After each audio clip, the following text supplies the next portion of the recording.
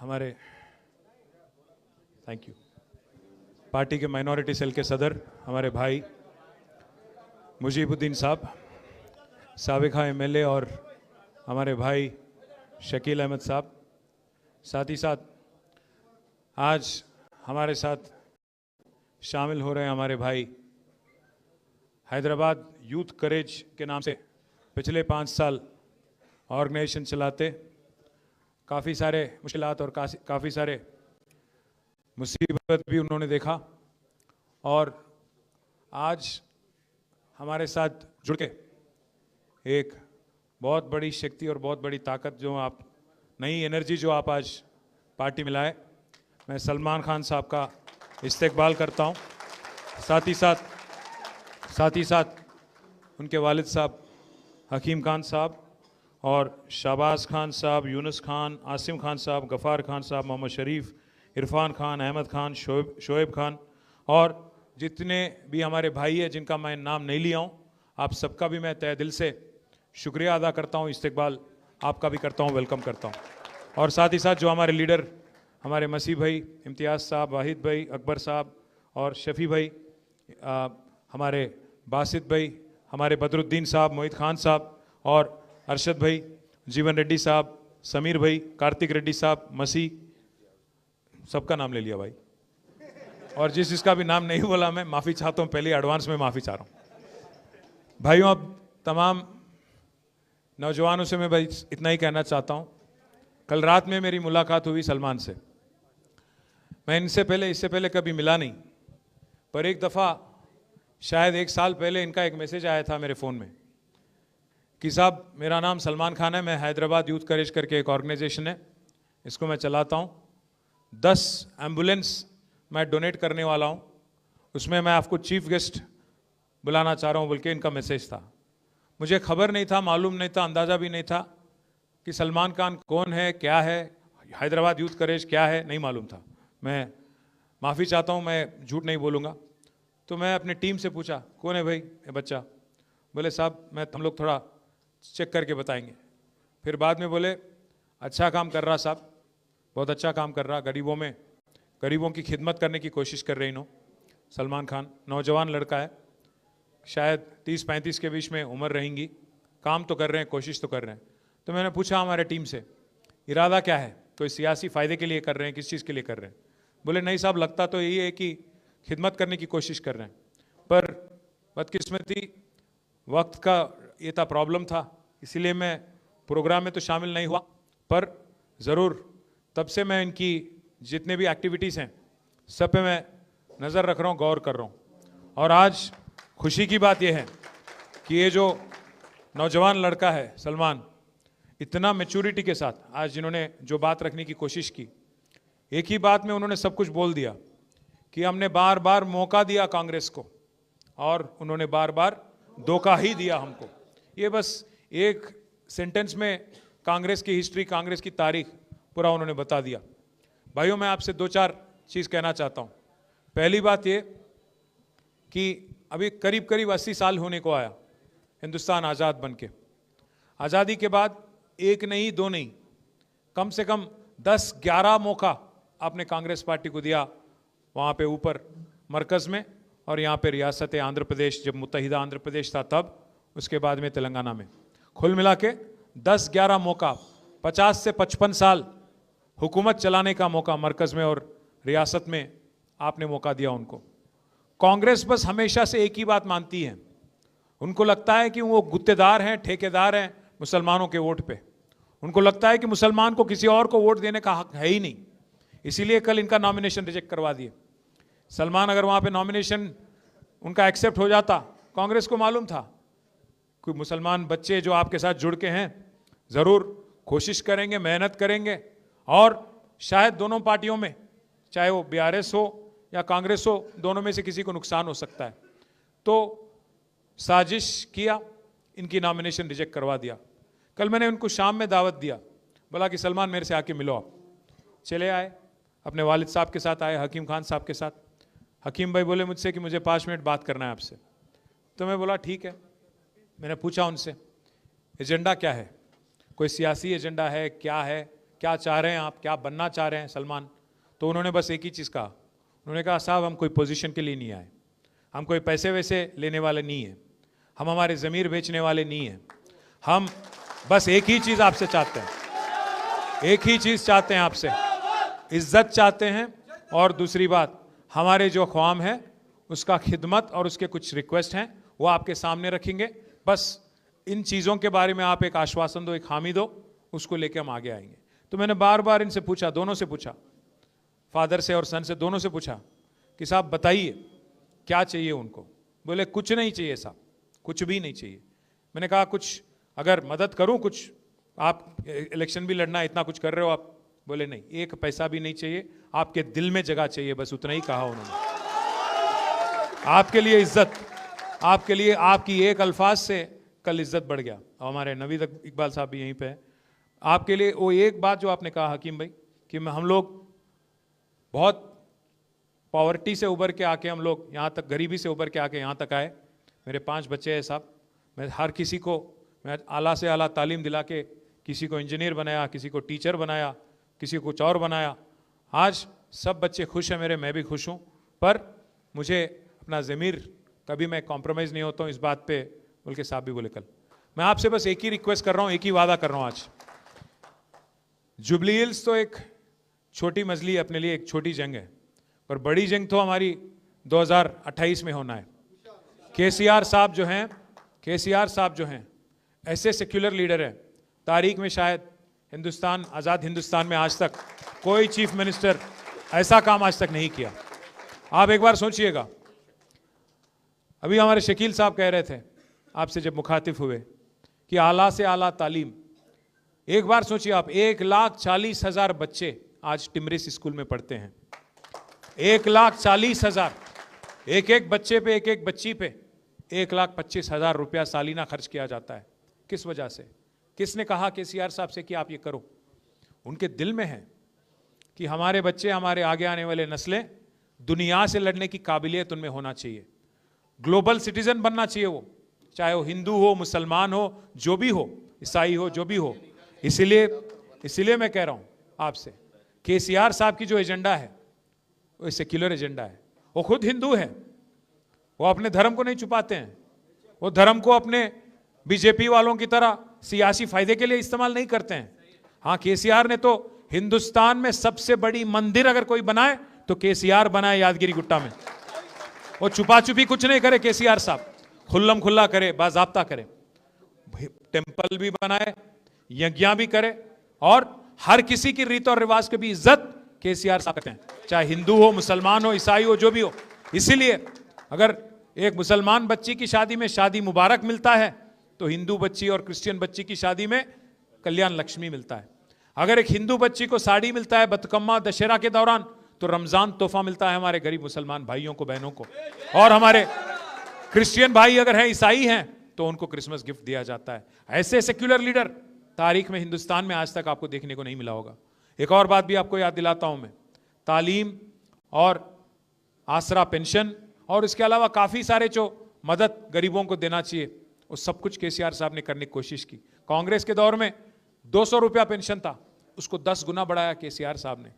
आज आप देखिए क्या माहौल है हैदराबाद में, चाहे आप कोई भी मजहब के हो। आप 2 साल हो गया कांग्रेस की हुकूमत आके, इंदिरा राज्यम बोले, इंदिरा राज्यम, इंदिरा राज्यम।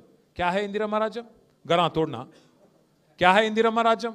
जो वादे करे उसको पूरी तरह से नहीं निभाना, यही आपकी राज है। 420 वादे करे, एक नहीं, 2 नहीं, 420, 6 गारंटी दिए, उसमें से एक फ्री बस बोल के वो दे दिए। वो फ्री बस भी क्या चीज है? औरतों को फ्री, उनके शौहर को डबल रेट। क्या का फ्री? आप सोचो, आप इसको हैदराबाद में क्या बोलते मालूम? बैगन की बात बोलते। आप सोचो एक बार, औरतों को फ्री कहते, शौहर को डबल टिकट, और बच्चों को बस पास बढ़ा देना 25%, उसको भी इंक्रीज कर दिए। तो क्या फायदा हुआ फिर घर में? कोई फायदा नहीं।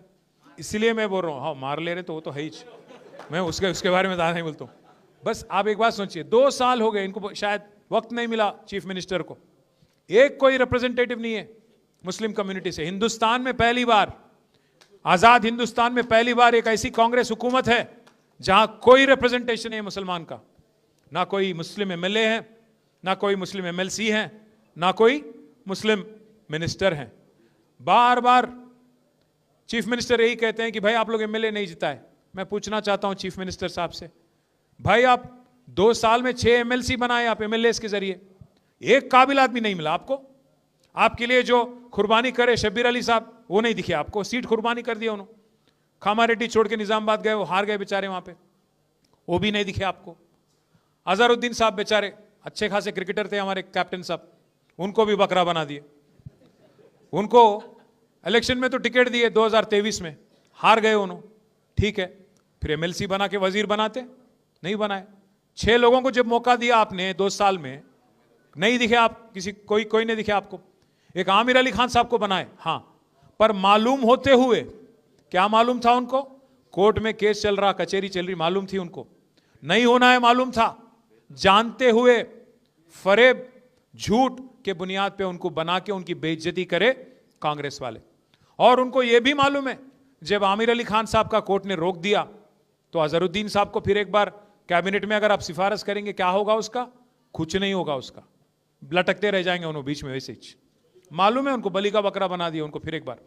तो इसीलिए मैं बोल रहा हूं, झूठ और फरेब के बुनियाद पे जो हुकूमत चल रही कांग्रेस की यहां पे, इसको सबक सिखाने का एक शानदार मौका आज जुबली हिल्स में आपके सामने है। भाइयों, आज एक आदमी नहीं, हर कोई परेशान है तेलंगाना में। अब यहां पे हैदराबाद में हमारे जितने बच्चे हैं, नौजवान लीडर है और नौजवान बच्चे जितने भी हैं, काफी लोग रियल एस्टेट में मार्केटिंग करते रहते, काफी लोग रियल एस्टेट में थोड़ा अपना अपना, रंगारेड्डी में, हैदराबाद में, इधर इतराफ में, मेडचल में, इसमें डूबे हुए रहते रियल एस्टेट में। आज पूरा रियल एस्टेट तमाम हो गया रेवंत रेड्डी आने के बाद। ना सिर्फ रियल एस्टेट, ऑटो वाला का कारोबार बंद। मैं 2-4 महीने पहले मैं आ रहा था यहीं पे पार्टी ऑफिस, तो बीच में सिटी सेंटर के पास वो लाइट आ गया, रेड लाइट, तो वहाँ रुक गया मैं। साइड में एक ऑटो आ गया, वो ऑटो वाला भाई साहब बोले सलाम, मैं बोला सलाम। बोले साहब जरा शीशा नीचे करो, मैं बोला शीशे नीचे कर लिया। मैं पूछा उनसे कहाँ जा रहे हैं, तो बोला सवारी है, जा रहा हूँ साहब। उन्होंने पूछे कि साहब वालिद साहब कैसे? मैं बोला ठीक। मैं बोला आपका क्या नाम? बोले महमूद। तो महमूद भाई क्या हाल? बोले बर्बाद है साहब। और क्या हाल है? बर्बाद है। मैं बोला क्या हुआ? बोले जब से हुकूमत आई सब धंधा बंद साहब। इससे पहले 1000 रुपया कमाता था, 1000-1200 रुपया कमाता था पर दिन, आज 400-500 भी बहुत मुश्किल से मिल रहा साहब। तो मैं बोला क्या करेंगे महमूद भाई? एक गलत वोट की सज़ा 5 साल है ना, क्या करूं? उन्होंने क्या बोले मालूम महमूद भाई मेरे को? साहब कोई तरकीब नहीं है क्या? साहब कोई तरकीब नहीं है क्या? तो मैं आपसे आज कहना चाहता हूं तरकीब है, तरकीब है। जुबली हिल्स में मुंह तोड़ जवाब दो, जमानत जब्त करो, कांग्रेस की जमानत जब्त करो, तब जाके एहसास होता है इनको, तब जाके पता चलता है इनको कि अवाम कितनी दुखी है, अवाम कितनी दर्द में है। आज कोई खुश नहीं है। खबरस्तान का मसला भाई ने उठाया, मैं आपसे वादा कर रहा हूं आज अगर हुकूमत नहीं मानती है, सीधा सीधा जिद्दोजहद करेंगे, जल्द से जल्द इनसे छीनने की कोशिश करेंगे, हासिल करने की कोशिश करेंगे। अगर हुकूमत नहीं मानती, 2 साल में हमारी हुकूमत वापस आ रही, केसीआर साहब फिर चीफ मिनिस्टर बनने वाले हैं। और मैं वादा कर रहा हूं आपको, वादा कर रहा हूं आपके साथ, पहले ही हफ्ते में जीओ निकालेंगे, आपको आपके हवाले कर देंगे, जो भी जमीन वहां पे है आपके हवाले करेंगे। और साथ साथ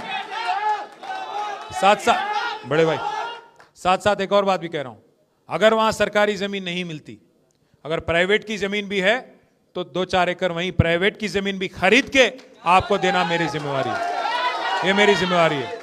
मैं भाइयों से मैं एक और चीज भी कह रहा हूं, हम ये वादा ऐसे ही हवा में नहीं कर रहे हैं। जो बगल में सनत नगर है वहां पे मैंने ही दिलवाया था, वहां पे 4 एकड़ जमीन हैदराबाद पब्लिक स्कूल की लेके खबरस्तान के लिए हम नहीं दिलवाया था, केसीआर हुकूमत ने दिलवाया था। अंबरपेट में हमारे एमएलए साहब यहीं पे थे अभी, वेंकटेश साहब, अंबरपेट में भी 5 एकड़ जमीन वहां पे भी दिलवाया था हमारी हुकूमत ने। साथ ही साथ हमारे महमूद अली साहब जो फॉर्मर डिप्टी चीफ मिनिस्टर भी हैं, साबिका रेवेन्यू मिनिस्टर भी हैं, उनके फर्जन हमारे भाई आजम भी यहां बैठे हुए हैं, उनके सदारत में 125 एकड़ जमीन, 125 एकड़ जमीन हमने रंगारेड्डी में और मेडचल में हमारे भाइयों के लिए बरील ग्राउंड खबरस्तान और सिमेट्री के लिए क्रिश्चियन और मुस्लिम के लिए 125 एकड़ जमीन देने वाली हुकूमत केसीआर हुकूमत है, एक नहीं दो नहीं। तो इसलिए भाइयों जुबली हिल्स में, हाँ मैं हाकिम भाई को भी कल बोला था, हमारे जहन में आए नहीं, वरना कब का हो जाता है। ये भी कोई बड़ी बात नहीं है, कब का हो जाता। हिर्रागड्डे का हो या शेखपेट में जो बगल में आपका वहां पे भी एरिया है, वहां पे भी हो जाता कब का। अब आप इस आदमी को देखिए, रेवंत रेड्डी को एक बार समझने की कोशिश करिए। बोल दिए हड़बड़ी में कि वहां दे दिया आपको जमीन। कहाँ है वो जगह? क्या? अलकापुरी कॉलोनी, शेखपेट के इतराफ में, उसके बगल में वहां पे अलकापुरी कॉलोनी बोल के। सुबह बोले हाँ दे दिए भाई, चलो ले लो। 200-500 गज, क्या है वो, 2500 गज। सुबह बोले कागज निकाल दिए, दे दिए, ले लो जाओ। फिर आर्मी वाले आ गए दोपहर। ऐसा नहीं है कि रेवंत रेड्डी को नहीं मालूम है, उसको सब कुछ मालूम है। ऐसा नहीं कि रेवंत रेड्डी को नहीं मालूम है, उनको सब कुछ मालूम है। उनको मालूम है कि बीसीस का जो 42% रिजर्वेशन बोल के जीओ निकाले, उनको मालूम है कि कोर्ट उसको रोकने वाला है, फिर भी दिए। वैसे ही उनको मालूम था कि जो कागज दे रहे हैं 2500 गज का जमीन, वो भी नहीं टिकेगा, आर्मी वाले आएंगे रोकेंगे, मालूम था, बट होना बोल के दिए और बेइज्जती भी करवा दिया। धोखा करे, बेइज्जती भी करे। इसीलिए मैं कह रहा हूं भाइयों, जो भी कांग्रेस करती है, आप सोचो।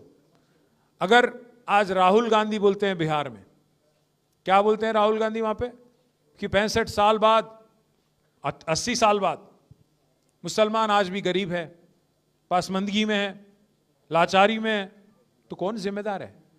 65 साल हुकूमत चलाने वाला कांग्रेस कि 10 साल तेलंगाना में हुकूमत चलाने वाले केसीआर, कौन जिम्मेदार है?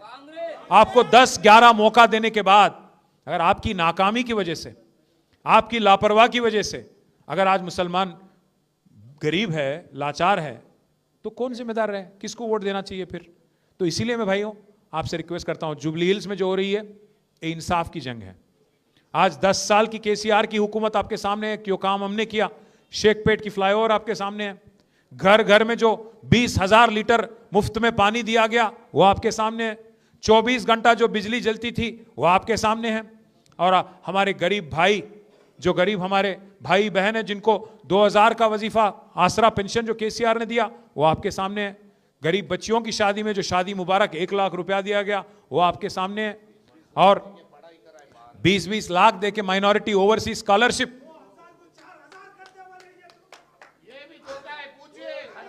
नहीं, मैं उसके बारे में भी बोलने वाला हूं। बड़े भाई 1 मिनट, हमारे भाई बोल रहे हैं, क्या नाम है बड़े भाई? मोहम्मद अब्दुल खादर। नहीं, वो देने वाले भी नहीं है उन्होंने, उनका कोई एजेंडा में भी नहीं है उन्होंने। आदमी ऐसा है, 1 तोला सोना भी देता हूं बोला, आज किसी को सोने तक नहीं दे रहा गरीबों को। सोना नींद हराम कर दिया। उन्होंने कहां देगा सोना छोड़ो, उन्होंने रोल गोल्ड तक नहीं देता मैं क्या बोल रहा हूं साहब, उनका एजेंडा बस एक ही था, हथेली में जन्नत दिखाओ, आवाम को गुमराह करो, गद्दी हासिल करो, सत्ता हासिल करो, बस उतना ही था। उसके बाद में आज लूटमार चल रहा। अभी मैं जब आने से पहले यहाँ पे एक प्रेस मीट करके आ रहा हूं, आज मालूम है आपको क्या हो गया? एक ईमानदार ऑफिसर थे हमारे तेलंगाना रियासत में, जिनका नाम है सैयद अली मुर्तजा रिजवी। ईमानदार ऑफिसर, 99 बैच का आईएएस ऑफिसर है, बहुत ईमानदार, हमारे साथ भी काम कर चुके हैं। आज उनको मजबूरन 10 साल उनका सर्विस है, उनको मजबूरन आज वॉलंटरी रिटायरमेंट लेना पड़ा। पता है क्यों? क्योंकि रेवंत रेड्डी साहब को एक ख्वाब आया उनके दामाद को कि एक्साइज का टेंडर मेरे को चाहिए 500 करोड़ का, और मिनिस्टर है जुपल्ली कृष्णा राव, उनके बेटे में एक बेटे को भी वही ख्वाब आया उसी रात को कि मेरे को चाहिए टेंडर। दोनों में लड़ाई हो गई, सीएम के दामाद और वजीर के बेटे के बीच में लड़ाई हो गया। दोनों के बीच में फंस गया कौन बेचारा? रिजवी साहब आईएएस। उनको आज मजबूरन 10 साल उनका सर्विस है, आगे वॉलंटरी रिटायरमेंट लेना पड़ा आज। किस वजह से? क्योंकि दोनों के आपसी में टक्कर हो गया, ना उनका बात सुनना था, ना इनका बात सुनना था, ईमान का सुनना था। इसीलिए बोले रिजवी साहब, उनको कैबिनेट सेक्रेटरी बनने का मतलब हिंदुस्तान में सबसे बड़ा पोस्ट होता है आईएएस ऑफिसर के लिए, उस हद तक जाने की उनको एक रास्ता साफ था उनके लिए रिजवी साहब को, पर वो छोड़ दिए, आज इस्तीफा दे दिए। ये हालत है आज तेलंगाना में। जब कोई आईएएस ऑफिसर का खुद का अगर कोई उनको नहीं बचा पा रहा वहां पे सेक्रेटेरिएट में, तो एक गरीब मुसलमान जो हमारे जुबली हिल्स में, जो हमारे रहमत नगर में, बोरेबंडे में, सोमाजीगुड़ा में, जिसको जो वादा किया गया था शेखपेट में, उनका क्या? तो इसीलिए मैं बोल रहा हूं, अगर कमजोर का आवाज मजबूत करना है तो सिर्फ एक गुलाबी झंडे से, केसीआर से होना है, किसी और से नहीं होना है। दूसरी बात भी कह रहा हूं मैं, कल इनको मैंने जो एक बात बोला, हाँ मुझे एक डर है, मुझे दुख है इस बात का, हिंदुस्तान में जब आज माहौल हम देखते हैं, आज हमारी जो मरकज हुकूमत है, मरकज में जो हुकूमत है, वो आज अवाम को क्या सिखा रही है? बस वो यही कर रहे हैं, हर घर जल बोलते हैं, हर घर जल बोलते हैं, हर दिल में जहर भर रहे हैं, हर दिल में जहर भर रहे हैं। हिंदू मुस्लिम, हिंदुस्तान पाकिस्तान, इसके अलावा कुछ करते नहीं है। 11 साल से कुछ करते नहीं, आगे भी कुछ करेंगे नहीं। हाँ मुझे डर है, जो एक हैदराबाद थी जिसमें मेरी परवरिश हुई, जहां मैं बड़ा हुआ, जहां मैं स्कूल गया, वो वाला हालचाल आज नहीं है, वो वाला हालत आज नहीं है। मुझे तब अंदाजा भी नहीं था 35 साल पहले जब मैं स्कूल में था, 40 साल पहले, कि मेरे जो सीट में, मेरे जो बेंच पे मेरे साथ जो बैठा है वो कौन जात का है, क्या नाम है, क्या मजहब है। वो दोस्त था बस। हम लोग जाते थे रमजान उसके घर, वो आता था हमारे घर दशहरा। वो एक अच्छा सा, एक जबरदस्त, एक दूसरे का रीत और रिवाज को इज्जत करने का एक था। हम जाके शीर खुरमा खाते थे, वो आके हमारे यहाँ अरशलू खाते थे। वो एक अंदाज था। पर आज क्या हालत है हिंदुस्तान में? एक दूसरे को शक की नजरिए से देखना। आप पहले, आपका जात क्या है, आपका मजहब क्या है, आपका मतलब, आज गवर्नमेंट ये बोल रही अपने को कि आपको क्या खाना चाहिए, क्या पीना चाहिए, क्या बोलना चाहिए, क्या पहनना चाहिए। ये हालात को देख के आज अगर आप सेक्युलर फोर्सेस की शक्ति अगर आप नहीं मजबूत करोगे, सेक्युलर ताकतों को अगर आप मजबूत नहीं करोगे, तो और भी मुश्किल दौर जो आज माहौल हिंदुस्तान में है, तेलंगाना में भी हो सकता है। इसीलिए हम सबको एकजुट होना है, जैसा सलमान ने कहा, एकजुट होना है, एकजुट होकर लड़ना है। और ऐसे सेक्युलर लीडर केसीआर, इनको मजबूत करना है। मजबूत करके जो जॉइंट वेंचर गवर्नमेंट जो चल रही है यहाँ पे, कांग्रेस और बीजेपी की, इनको किसी भी हाल हराना है। आप शायद हैरान होंगे कि भाई उन्होंने जॉइंट वेंचर गवर्नमेंट कई को बोल रहे हैं। जॉइंट वेंचर गवर्नमेंट इस वास्ते बोल रहा हूं भाई, एक मिनट गौर करो आप। एक साल पहले, करीब नहीं, एक साल हो भी गया, 27 सितंबर 2024, एक साल पहले यहां के जो रेवेन्यू मिनिस्टर है, उनके घर पे ईडी का रेड हुआ। जब रेड हुआ, पूरे मीडिया दिखा रही थी कि नोट गिनने वाले 2-2 मशीन उसमें रेड में अंदर गए। बाहर क्या आया एक साल बाद? ना कोई एक प्रेस नोट, ना कोई केस। क्या बरामद हुआ किसी को नहीं मालूम, भगवान को भी नहीं मालूम।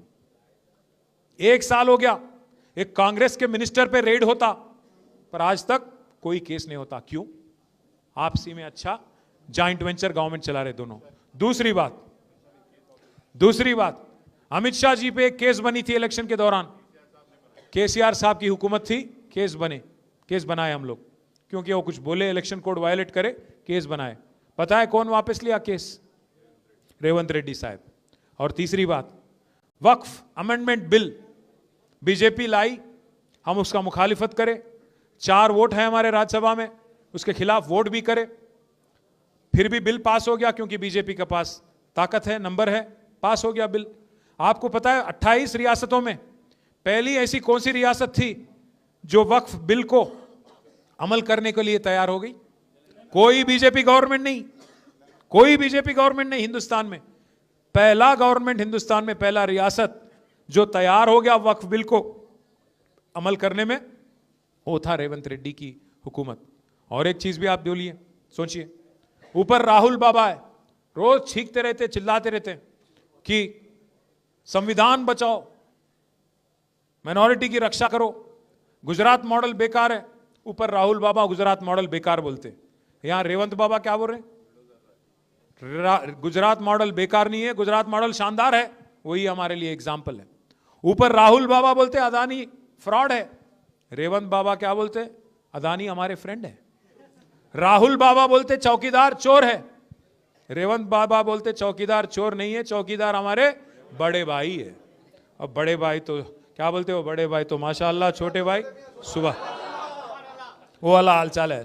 ऊपर बड़ा मोड़ी या नीचे छोटा मोड़ी, कोई फर्क नहीं है दोनों में। दोनों भी जगह बुलडोजर राज। वहां पे उन्होंने बुलडोजर चला रहे यूपी में, और यहां पे इन्हों हाइड्रा के नाम पे गरीबों के घर तोड़ने लग गए। आप, मैं पूछना चाहता हूं भाइयों से, हैदराबाद में जितने हमारे भाई है बहन है, आपसे पूछना चाहता हूं, एक ईंट भी लगाया क्या रेवंत रेड्डी 1-2 साल में? एक नया घर बनाया इन्हों? पर कितने घर तोड़ दिए, कितने घर तोड़ दिए। इसलिए मैं आखिरी में मैं इतना ही कहना चाहता हूं, आज जो लड़ाई जुबली हिल्स में हो रही ना, लड़ाई जो है कार और बुलडोजर के बीच में हो रही।